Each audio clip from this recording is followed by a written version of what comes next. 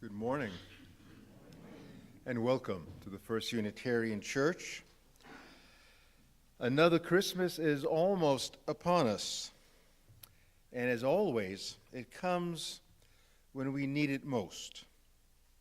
Just as temperatures are plummeting and cloudy days bring the snow falling from the sky, then Christmas comes.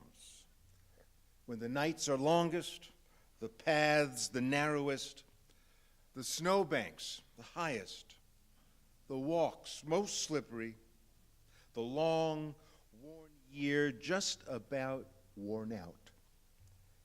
Then Christmas comes. As old as memory, as fragile as an ornament, as familiar as the words of its carols and stories, and yet, somehow new, untried, and shining.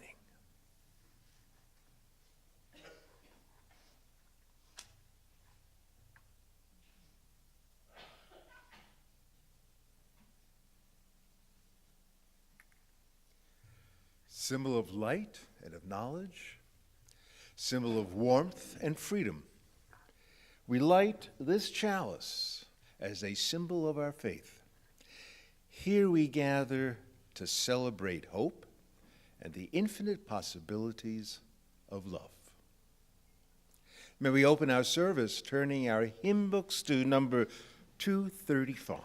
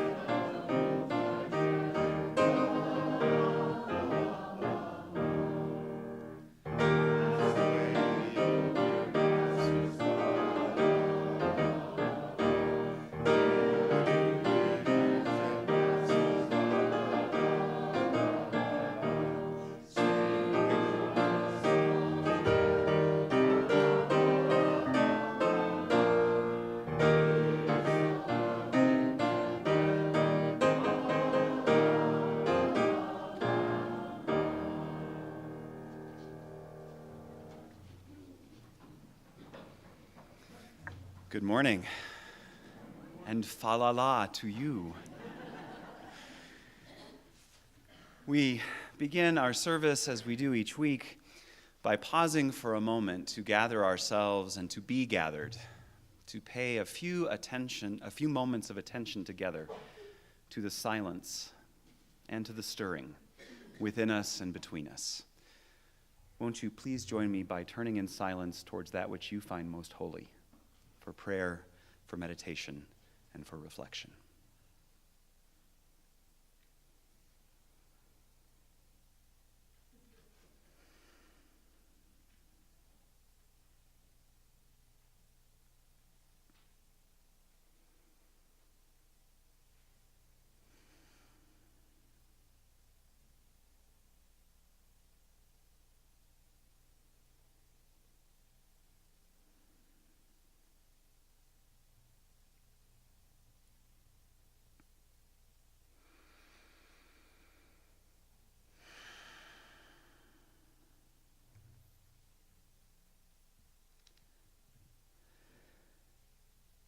Most holy, beloved, Spirit of life and love.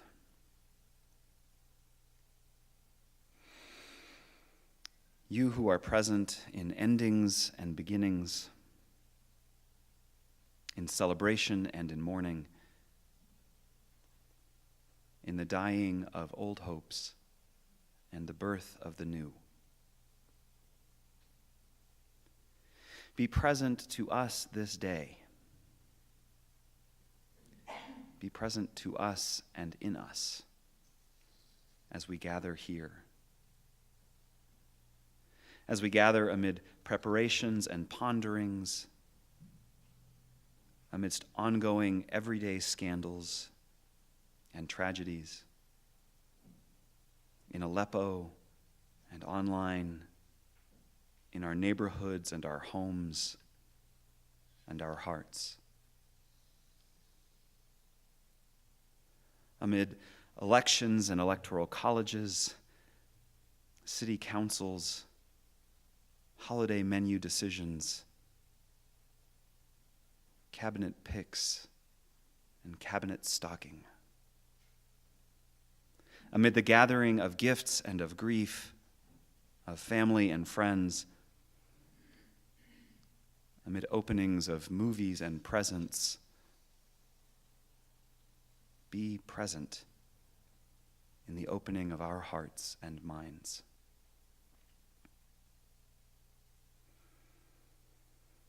Amidst fake news, show us real news, good news.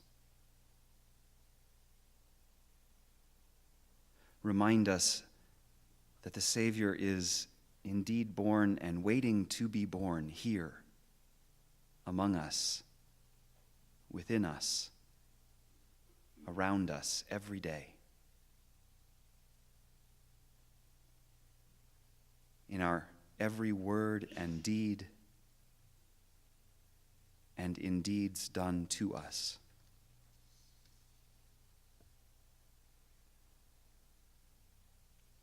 Whether we come here weary and disheartened or energized and engaged,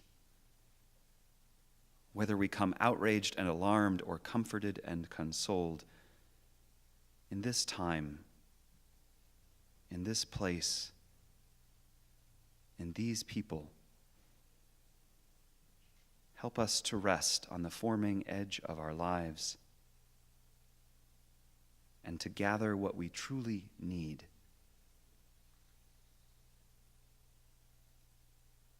That we might be restored and renewed and returned again to the world and the work.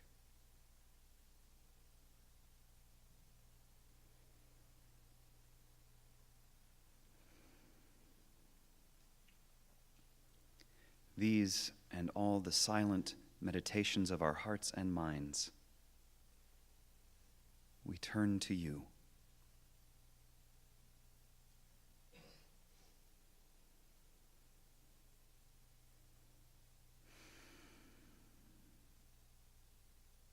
Shalom, salam, amen, and blessed be.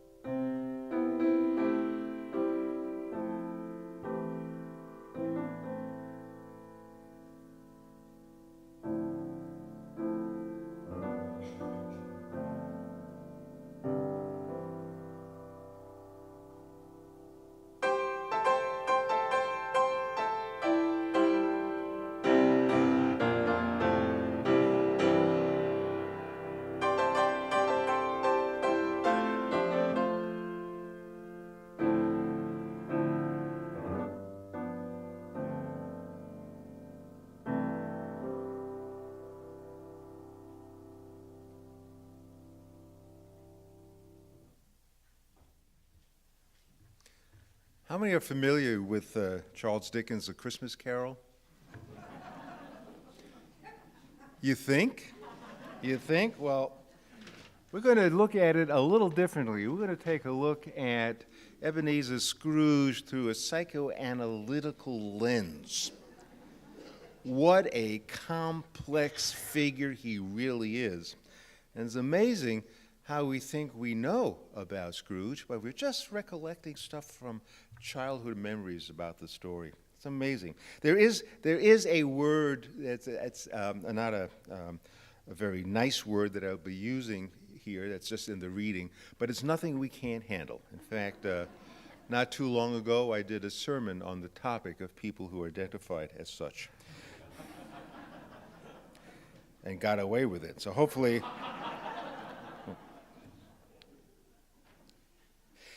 Elif Batuman is a staff writer for The New Yorker.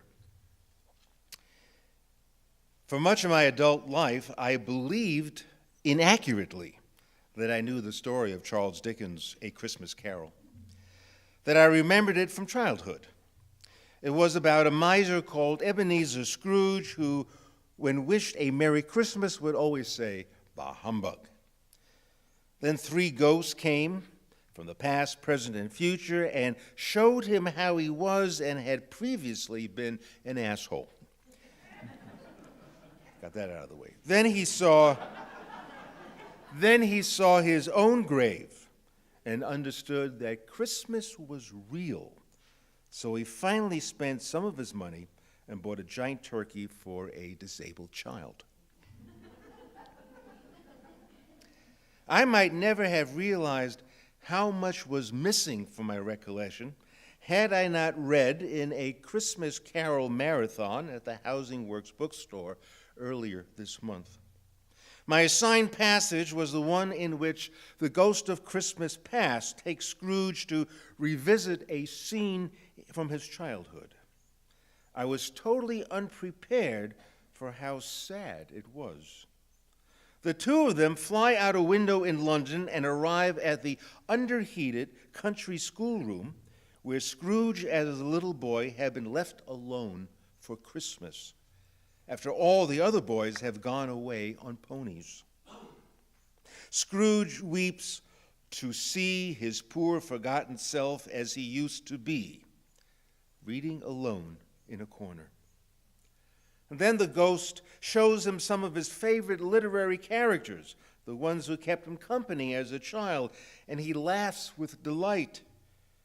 This is also depressing because the characters include Robinson Crusoe's parrot and Friday, and what could be sadder than an abandoned kid reading Robinson Crusoe alone over Christmas? As if realizing this himself, adult Scrooge, with a rapidity of transition very foreign to his usual character, feels a new wave of pity for his child self, and with it, regret for how the previous day he had chased away a child who was singing Christmas carols at his door. Now, something about the passage seemed so familiar and emotional as I read it in the bookstore. The sad, repetitive nature of Scrooge's early memories, his rapid transition from tears to laughter and back, his conviction as each scene rises magically before him that, and I quote, "it was all quite correct, that everything had happened so." The ghost in particular reminded me of someone with his kindness and spookiness, the way he said almost nothing except to repeat back to Scrooge his own words. A few days later, I figured it out and told my therapist the ghost reminded me of him. He didn't reply, only smiled gently in a way that I interpreted to mean, "I'm an Israeli Freudian. Please don't make me talk about A Christmas Carol, family." Well, that night I decided to read the full text. Now, thanks to my robust personal experience with depression of both the normal and the holiday variety, I immediately recognized Scrooge's condition in a way that I had been unable to as a child. Dickens himself was depressive and probably bipolar. I realized that I had misremembered Scrooge as gleeful in his miserliness, a human version of Scrooge McDuck. In fact, Scrooge takes no joy in anything. His London is a dystopian hellscape riddled by sickness, injustice, cold, and want. Money is the only protection, frail and inadequate, against these horrors. And Scrooge's only thought is to work as hard as he can every day to store up as much as possible. Christmas in such a mental state makes no sense. Suddenly, in the dead of winter, all these crazed zombies start insisting that it's a holiday. They actually want to stop working, to stop doing the one thing any human can do to ward off chaos.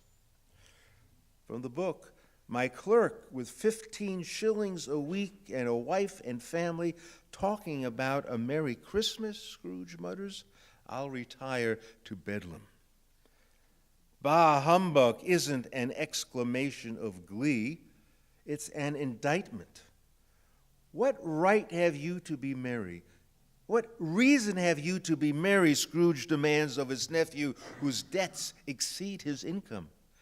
How is it possible that everyone on earth suffers from the delusion that life isn't a giant veil of sorrow? All of Scrooge's thought processes, especially the miserly ones, follow the logic of depression. Scrooge is outraged to think that his clerk will feel ill-used if he had to work on Christmas, but that nobody considers him, Scrooge, ill-used when he has to pay a day's wages for no work. When asked to donate to the poor, he argues that his job is to work and pay taxes, while the job of the poor is to go to prison or to the workhouse or simply to die and decrease the surplus population, as it was written in the book. In the depth of depression, the idea of a gift loses its meaning. We're all in a deadlock, corpses passing the same things around and around, calling them gifts. In this mental state, just think how Scrooge must feel when some starving urchin shows up on his doorstep singing, God bless you, merry gentlemen, may nothing you dismay. Is he kidding? You just dismayed me, I imagine Scrooge shouting. You just did it.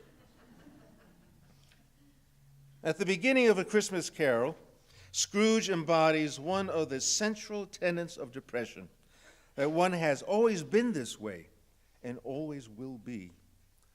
The ghost shows him that, in fact, like every other adult, he was at one point physically much smaller, who dressed, walked, and spoke differently, and whose defenses hadn't been built up. When the ghost of Christmas Future points at the writing on the tombstone, Scrooge understands for the first time that it can be erased and written differently. What seems to be etched in stone isn't. When I consulted Google, I found that the similarity between Scrooge's experience and talk therapy has been remarked upon by numerous clinicians. At first, it seemed strange to me that such a Jewish discourse should be anticipated so plainly by a Christmas story, one written a decade before Freud was born.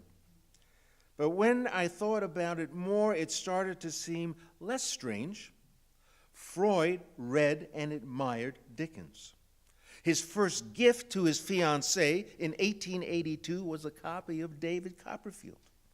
Why wouldn't he have read A Christmas Carol, which is so much shorter? Okay, he was Jewish, but he was secular. Freud had a Christmas tree. When I was little, my parents also bought a tree every year, and we would put presents under it, and it was a little bit magical even though we weren't Christian. Wasn't that a big part of Freudianism? that magic is often displaced but never destroyed? In the old days, people saw ghosts and had visions, and then Freud came and said that everything was actually memory and imagination. Nothing was coming from God or the dead. But that didn't mean the magic was gone. Maybe it just had been somewhere else all along.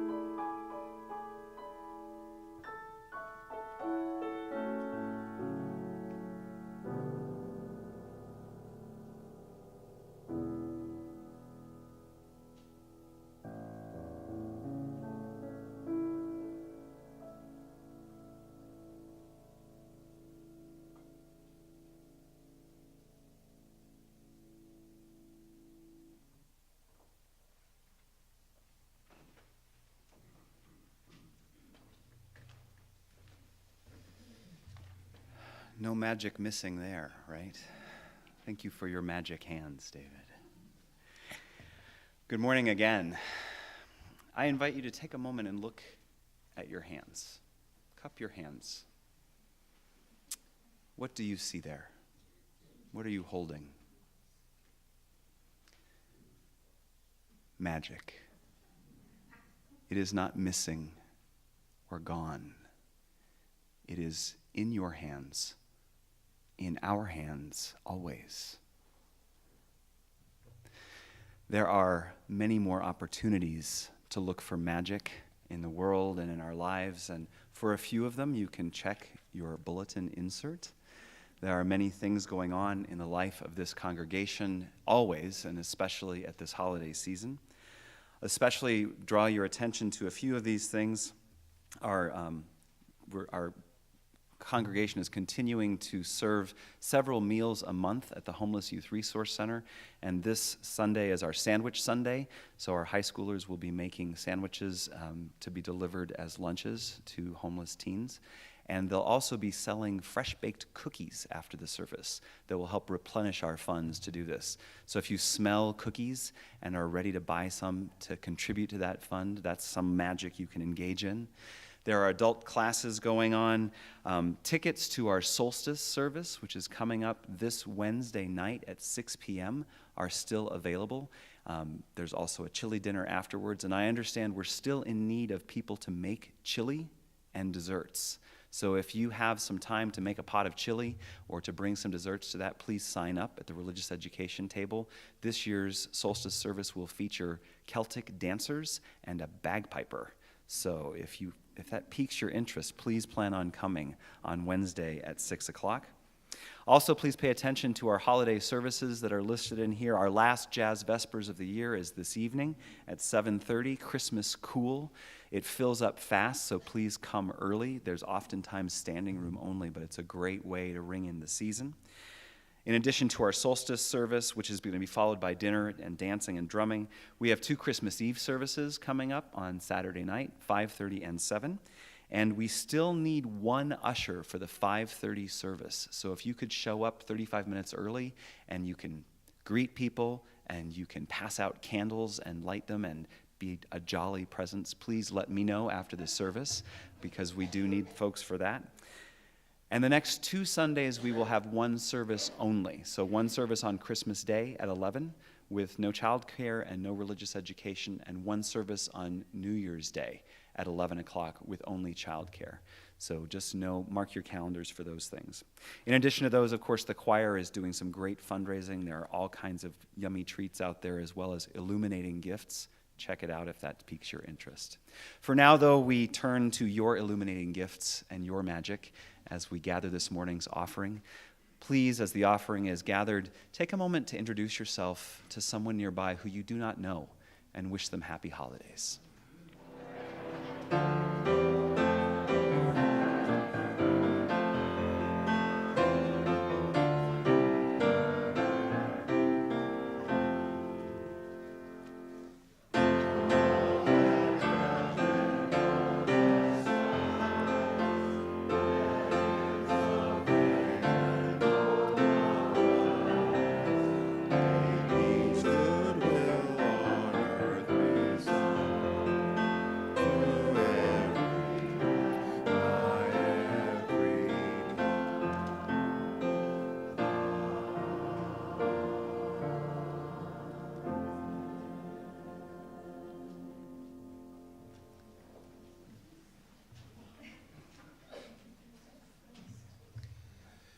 So who are the faithful? What exactly does that really mean? Odd images come to mind, mostly sheep, or any and all blind followers of an irrational point of view. Those on the more progressive end of the faith continuum contend that faithful implies those who suspend rational thought and take a leap of faith. That is, they leave the sure-footedness of logical thinking and jump, metaphorically, onto a new plane as solid as air. And they are sustained in midair by merely adhering to their deep and abiding trust in something they can't really comprehend, nor can this ever be proven. Now, sometimes love is like that. Garrison Keillor long ago talked how the power of love can enable 2 lovers to walk off a cliff hand in hand and never crash into the sea. Do not try this at home. The lovers can defy gravity because they're actually holding on to their secret. And the secret is that their love is so great they can't tell anyone else because nobody could possibly believe it. Now, I've often wished that those who are religiously faithful would treat their religiosity as though it were a secret. But instead, they live in a world where facts don't matter, and the sheer volume of their righteousness drowns out any empirical evidence to the contrary. They are convinced by the virtue of their alternate universe, and all who do not subscribe will pay harsh consequences. There's an inherent message of salvation among the faithful in that one is rewarded for having faith in things not seen. Now, this idea of faithfulness also applies to the political world. Today, we have two examples of where faithfulness can take you, both implying magical thinking. One set of the faithful are those who believe in Donald Trump, faithful to the idea that he is so intelligent that he does not need intelligence briefings. And then there are those who believe in Michael Moore, faithful to the idea that something will happen before the inauguration, precluding a Trump presidency. Moore doesn't know what it is. He can't prove a thing, but he has faith that we will be saved from a Trump presidency and that our democracy will be restored before January 20th. Both Trump and Moore are ungrounded in reality, although I sense that many here are more inclined to take a leap of faith with Michael Moore than with the president-elect. It's also a bit curious that people leaning to the left have suddenly found a new faith in the veracity of the CIA. Although the CIA never received strong support from the left, the agency suddenly has emerged as a salvific component, a possible way out of a Trump presidency by exposing Russia's hacking of our democratic voting system. So liberals really want to believe and are leaving the door wide open to the possibility of miracles. Keeping people of all persuasions grounded is no easy task. Not long ago, statistics were unassailable and served as a baseline for an objective understanding of the real condition of the world. Statistics are hard to refute. For example, the fact that Donald Trump has a 23% job approval rating ought to register some apprehension, especially since he hasn't even started his job yet. But statistics are now easily circumvented, be they about climate change or Trump's popularity. You can look statistics squarely in the face and say, I don't believe it. And the factual world dissolves instantly. Statistics might as well be in the hands of poets, since facts and fantasies no longer have clear demarcations. And in fact, one poet, a woman from Poland named Wisława Szymborska, treats statistics personally and freely offers her subjective and poetic interpretations. The poem, titled appropriately enough, A Word About Statistics. Out of every 100 people, those who always know better, 52. Unsure of every step, almost all the rest. Ready to help if it doesn't take too long, 49. Able to admire without envy, 18. Those not to be messed with, 49. Living in constant fear of something or someone, 77. Capable of happiness, 20 some odd at most. Harmless alone, turning savage in crowds, more than half for sure. Cruel when forced by circumstances. It's better not to know, not even approximately. Balled up in pain and without a flashlight in the dark, 83 sooner or later. Those who are just, quite a few, 35. But if it takes effort to understand, 3. Worthy of empathy, 99. Mortal, 100 out of 100, a figure that has never varied yet. I find myself nodding in agreement with most of these statistics, although they are hard to measure. A matter of faith, mostly. The only statistic beyond dispute is the mortality rate. 100 out of 100, it never varies. We live most of our lives in denial of this one inescapable fact. But once it sinks in, it is bound to have an impact on our faith.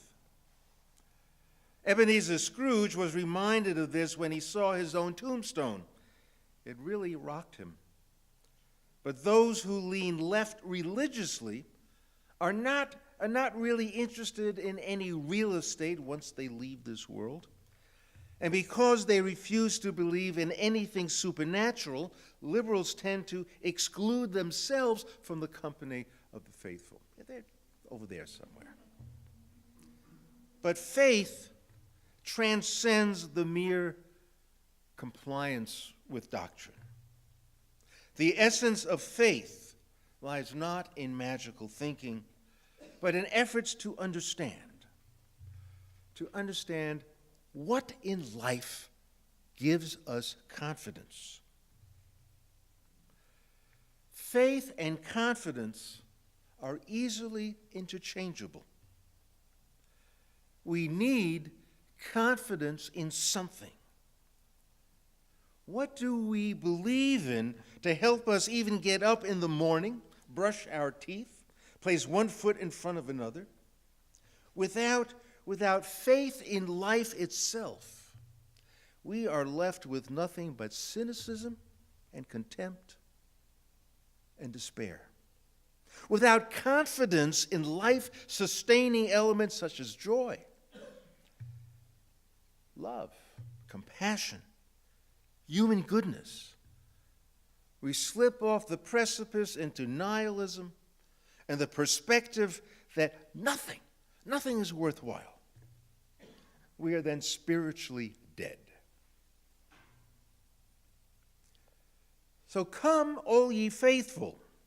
Come, all mortal human beings who have confidence in life's meaning, who have faith that someday this will be a better world. And so when we sing, Come, all ye faithful, at Christmas time, does that include us who view a virgin birth as myth? And what are we to be faithful to? If we are not altogether certain, then we are to be excluded among the faithful, aren't we? But let's examine the origin of faithful.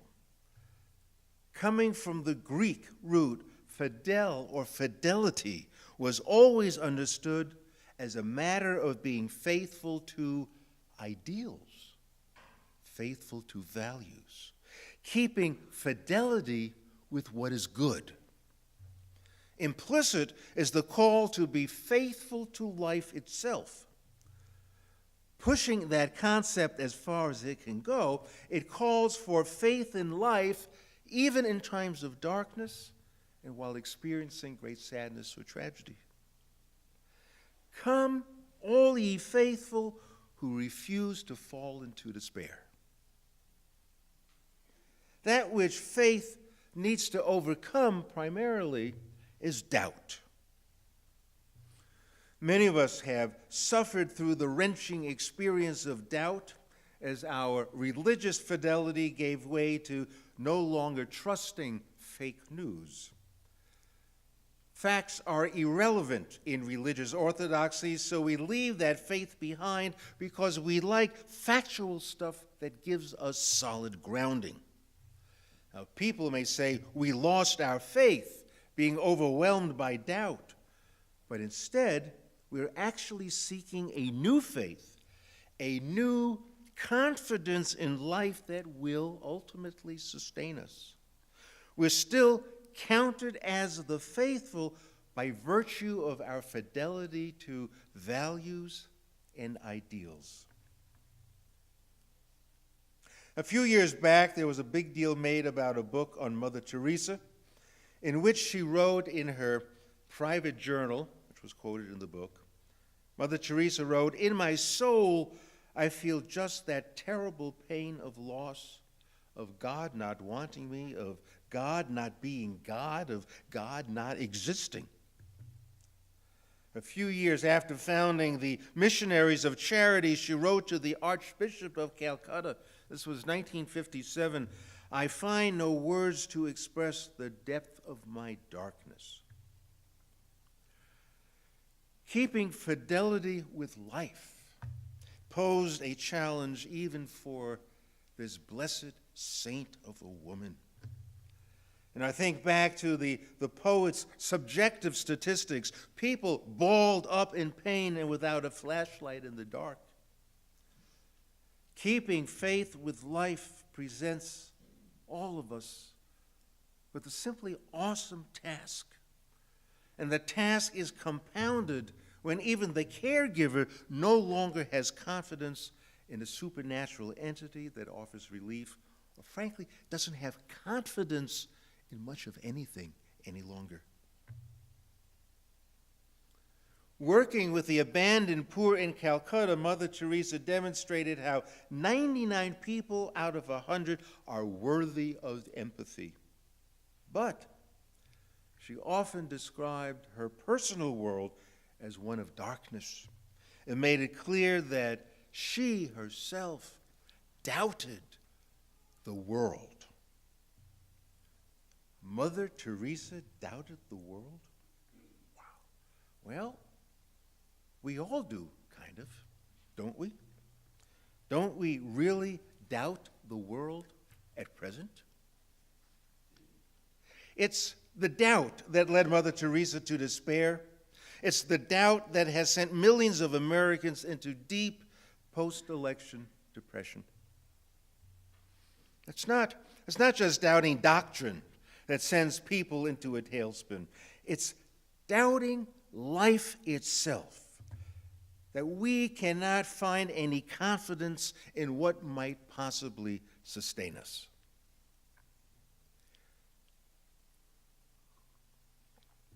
There's an old debate in Judaism about whether we would have been better off never having been created, or are we better off having been created and having to deal with the whole catastrophe?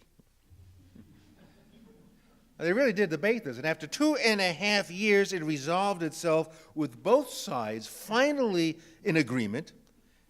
It doesn't really matter either way. We're here, and we have to deal.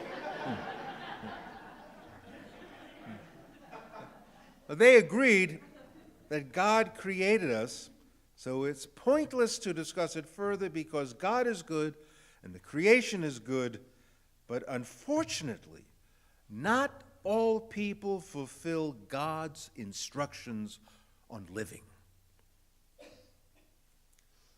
Historically, Jews know well the consequences of people not living according to God's instructions. They have faced tremendous hardships as a people, and often it has felt impossible, simply impossible, to have confidence in living life in this world. Come, all ye faithful, those who have faith that life is good. And this is why most common Jewish toasts, when clinking glasses in celebration, is l'chaim. It means to life. Sure, there are difficulties, but when all is said and done, we still need to honor a fidelity to life itself and believe it is good even if we don't fully understand it. Now, there's a Hasidic story about a famous rabbi from a small town in Poland. And he led his congregation in life celebrations with singing and dancing, and his emphasis was always on joy. And despite the pogroms and deprivations and suffering, his voice could always be heard shouting, "L'chaim," to life. And his favorite line was, "Don't miss the wedding because there's a funeral."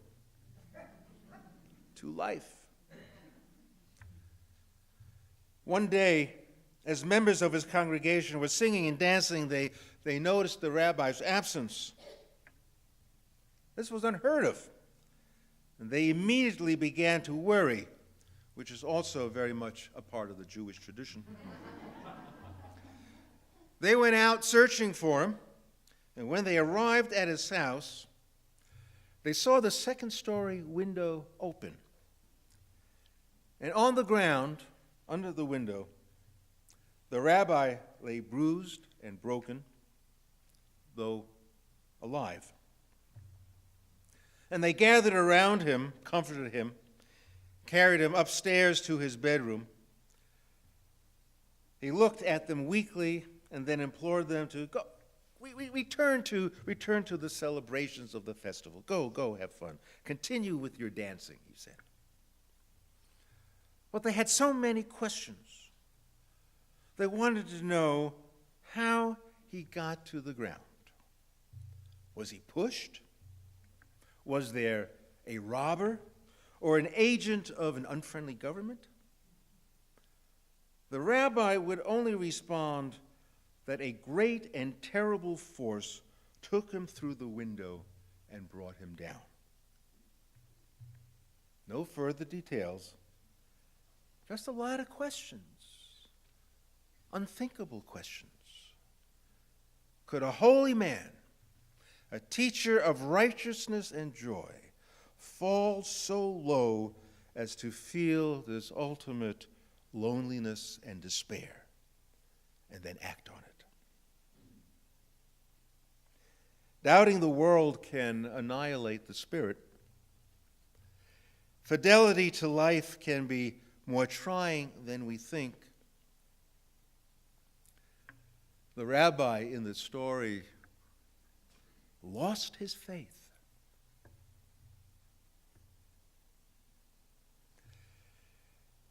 As Christmas draws nigh, and we're still reeling from the prospect of a dangerous man becoming the leader of the free world, our faith in life has been severely tested.